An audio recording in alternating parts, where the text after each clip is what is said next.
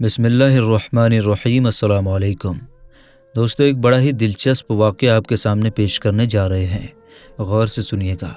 ایک بہت بڑی مسجد جس کا نام مسجد توبہ ہے، اس مسجد کے وہاں بننے سے پہلے وہ جگہ بہت برے کاموں کے لیے جانی جاتی تھی۔ وہاں لوگ اللہ تعالیٰ کی ذات میں کسی اور کو شریک کرتے، یعنی اللہ تعالیٰ کے سوا کسی اور کی پوجا کرتے تھے۔ 7ویں ہجری میں ایک مسلمان بادشاہ نے اس جگہ کو خریدا اور وہاں پر وہ مسجد تعمیر کروائی، جس کا نام مسجد توبہ رکھا گیا۔ ایک نیک دل لڑکا جو بہت زیادہ غریب اور عزت نفس میں مشہور تھا، کسی کے آگے ہاتھ نہیں پھیلاتا تھا، اللہ پاک نے اس پر کرم نوازی کی۔ وہ عبادت کیا کرتا، اللہ تعالیٰ کا ذکر کیا کرتا۔ اسی مسجد توبہ کے اندر ایک کمرہ تھا جہاں پر وہ نوجوان رہا کرتا تھا۔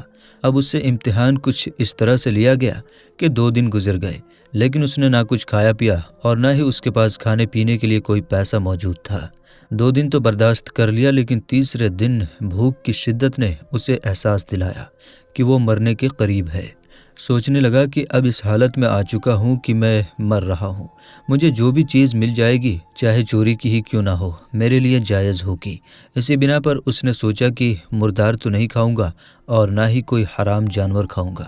ایک کام کرتا ہوں، میں کہیں سے کھانا چرا لیتا ہوں۔ اس مسجد کے پاس بہت سے پرانے مکانات بنے ہوئے تھے، جہاں پر ایک دوسرے کی چھتیں آپس میں ملی ہوئی تھیں۔ چھتوں سے ہی سارے محلے میں جایا جا سکتا تھا۔ نوجوان مسجد کی چھت پر گیا اور وہاں سے محلے کے گھروں کی طرف چل دیا۔ پہلے گھر میں پہنچا تو دیکھا کہ وہاں کچھ خواتین ہیں، تو وہ سر جھکا کر وہاں سے چلا گیا کہ یہ اچھی بات نہیں ہے کہ خواتین کے گھر جاؤں یا ان کے گھر کوئی کھانا چراؤں۔ اس کے بعد والا گھر اس نے دیکھا تو وہ خالی تھا، کوئی نہیں تھا، مگر اس گھر سے کھانے کی بہترین خوشبو آ رہی تھی۔ بھوک کی شدت میں کھانے کی خوشبو جب اس کے دماغ تک پہنچی تو اس کے اندر اب ایک کشش پیدا ہو گئی کہ اس مکان کے اندر جاؤں گا، یہ مکان خالی بھی ہے، 1 منزلہ تھا۔ چھت سے وہ صحن میں آ گیا، فوراً باورچی خانے میں پہنچا تو اس نے برتن کا ڈھکن اٹھایا تو اس میں مچھلی رکھی ہوئی تھی۔ مچھلی کا سالن بہترین قسم کا تھا۔ فوراً دل نے چاہا کہ مچھلی اٹھا لوں اور میں اس کو کھا لوں۔ تبھی اس نے اپنے دانتوں کے قریب لا کر کھانا ہی چاہا تھا کہ اس کی عقل اپنی جگہ واپس آ گئی اور ایمان جگ گیا۔ اس نے اپنے آپ سے کہا، اللہ کی پناہ میں مسجد میں رہتا ہوں، اللہ تعالیٰ کی عبادت کرتا ہوں، نیک لوگوں کی صحبت میں رہتا ہوں، لوگوں کے گھروں میں گھسوں اور چوری کروں، کیا مجھے اپنے رب کی ذات پر بھروسہ نہیں ہے؟ میرا رب مجھے پالتا ہے، کیا مجھے کھانا نہیں دے گا اور میں چوری اور حرام کاری کر رہا ہوں؟ اپنے اس کام پر اسے شرم آئی، پریشان ہوا اور توبہ استغفار کرنے لگا، اور پھر دیگچی کے برتن کو وہیں رکھ دیا۔ اب وہاں سے مایوسی کی حالت میں لوٹ آیا۔ مسجد میں آ تو گیا، لیکن بھوک کی شدت سے سمجھ نہیں آ رہا تھا کہ کیا کریں۔ امام صاحب کا درس چل رہا تھا اور اس درس میں وہ بہت شوق سے چلا جایا کرتا تھا، لیکن اس وقت بھوک کی حالت تھی اور جوانی میں تو بھوک اور بھی زیادہ لگتی ہے۔ بھوک کی وجہ سے اسے سمجھ میں نہیں آ رہا تھا کہ وہ کیا درس دے رہے ہیں، مانو جیسے ذہن اس کی طرف لگ ہی نہیں پا رہا تھا۔ جب شیخ صاحب نے درس دے دیا اور لوگ جب وہاں سے بیان سن کر چلے گئے تو ایک شخص مسجد میں داخل ہوا، شیخ سے گفتگو کی اور وہ طالب علم ان دونوں کی گفتگو سمجھ نہیں پایا۔ شیخ نے اپنے آس پاس نگاہ کی تو اس نیک لڑکے کے علاوہ کسی کو وہاں نہ پایا، کیونکہ سارے لوگ جا چکے تھے۔ پھر اس نے اسے آواز دی، تم شادی شدہ ہو؟ لڑکے نے کہا کہ نہیں شیخ صاحب۔ شیخ صاحب نے کہا، تم شادی کرنا چاہتے ہو؟ جوان خاموش رہا۔ امام صاحب نے پھر کہا، مجھے بتاؤ کیا تم شادی کرنا چاہتے ہو یا نہیں؟ اس نوجوان نے جواب دیا، اللہ پاک کی قسم، میرے پاس ایک لقمہ روٹی کے بھی نہیں ہے، میرے خود کے پاس پیسے نہیں ہیں تو میں کسی اور کو کیا کھلاؤں گا، میں کس طرح شادی کر سکتا ہوں؟ شیخ صاحب نے کہا کہ یہ آدمی آیا ہے اور کہتا ہے کہ یہ اپنی بیوہ بہن کے ساتھ رہتا ہے، اور خاتون جس کا شوہر وفات پا چکا ہے اس شہر میں بے بس ہے، اور اس دنیا میں سوائے اس کے بھائی کے کوئی عزیز رشتہ دار موجود نہیں ہے۔ یہ بھائی کہتا ہے کہ وہ خاتون شوہر سے گھر اور مال و جائیداد کو پا چکی ہے، یعنی سب کچھ ہے اس کے پاس، وہ ایک امیر ترین خاتون ہے، لیکن اب وہ ایسا مرد چاہتی ہے کہ اس کے سرپرستی میں رہ کر وہ تنہائی کے گناہ سے بچے اور حفاظت بھی پا سکے۔ کیا تم اس نیک خاتون سے شادی کرو گے؟ یہ اس وقت شادی کی خواہش مند ہے۔ نوجوان نے بہت سوچا اور بہت سوچنے سمجھنے کے بعد اس نے ہاں کر دی۔ شیخ صاحب نے نوجوان سے اجازت لے کر اس خاتون کے بھائی سے کہا، یہ نوجوان تو راضی ہے، بہت نیک ہے، نیک سیرت کا مالک ہے اعلیٰ اخلاق ہے۔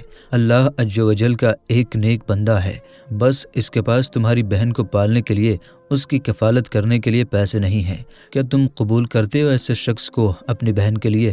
تو وہ کہنے لگا کہ میری بہن کے پاس اللہ کا دیا ہوا سب کچھ ہے، بس اسے ایک نیک شوہر چاہیے جو اس کی عزت کی حفاظت کر سکے، اور تم ایک بہترین شوہر ہو کیونکہ وہ اب تنہائی کی زندگی گزارنا نہیں چاہتی۔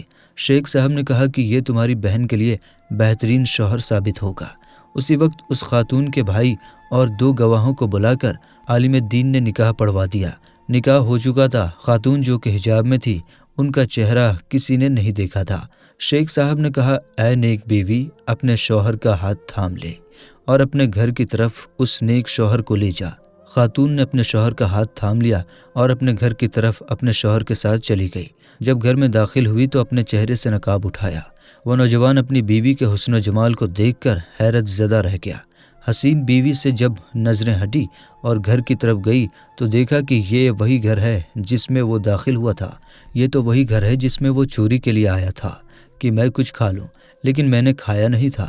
ابھی اسے اپنے سوالوں کا جواب نہیں ملا تھا کہ بیوی نے اپنے شوہر سے پوچھا، آپ کو کچھ کھانا ہے؟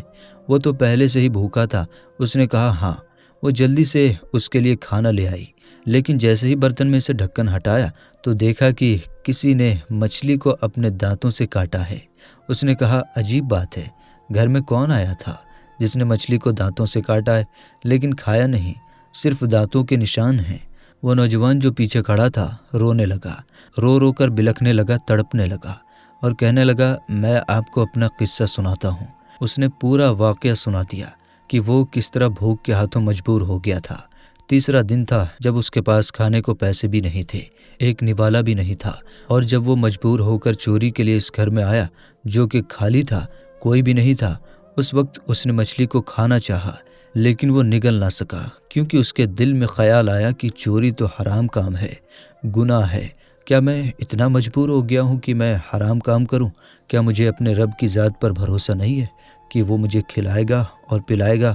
آج دیکھیں، میں آپ کا شوہر بن کر اسی گھر میں کھڑا ہوں، کل تک میں اجنبی تھا۔ بیوی نے کہا، بے شک یہ آپ کی امانت داری اور تقوی کا نتیجہ ہے کہ آپ نے اللہ تعالیٰ سے ڈر کر مچھلی کو کھانے سے اپنے آپ کو بچایا، تو اللہ تعالیٰ نے سارا گھر اور گھر کی مالکہ کو حلال طریقے سے آپ کو عطا کر دیا۔ سبحان اللہ۔ دوستو، جو کوئی بھی اللہ پاک کی خاطر کسی گناہ کو ترک کر دیتا ہے اور تقوی اختیار کر لیتا ہے تو اس کے لیے اللہ تعالیٰ بہترین چیز عطا کرتا ہے۔ اور دوستو، وہ نوجوان چاہتا تو چوری کر کے مچھلی کھا سکتا تھا، لیکن اس نے ایسا نہیں کیا۔ ہاں، بھوک کی شدت تھی، بھوک سے پریشان تھا، اس نے چاہا تھا کہ یہ کام کر لوں کیونکہ وہ بھوک سے مر جاتا۔ مردار نہیں کھایا، چوری کرنے گیا، لیکن اندر کا جو ضمیر تھا وہ نیک انسان تھا۔ اس نے کہا، نہیں، چاہے کچھ بھی ہو جائے تم حرام نہیں کھاؤ گے، اور اللہ تعالیٰ نے اس گھر کی مالکہ کو اس کی بیوی بنا دیا اور اسی کھانے کو اس کے لیے حلال فرما دیا۔ تو دوستو، ہم امید کرتے ہیں کہ ہماری آج کی یہ ویڈیو آپ کو بہت زیادہ پسند آئی ہوگی۔ ویڈیو کو لائک کرنے کے ساتھ ساتھ دوستوں، رشتہ داروں کے ساتھ ضرور شیئر کیجیے گا۔ تو ملتے ہیں انشاءاللہ تعالیٰ پھر کسی نئی ویڈیو کے ساتھ، تب تک کے لیے السلام علیکم، اللہ حافظ۔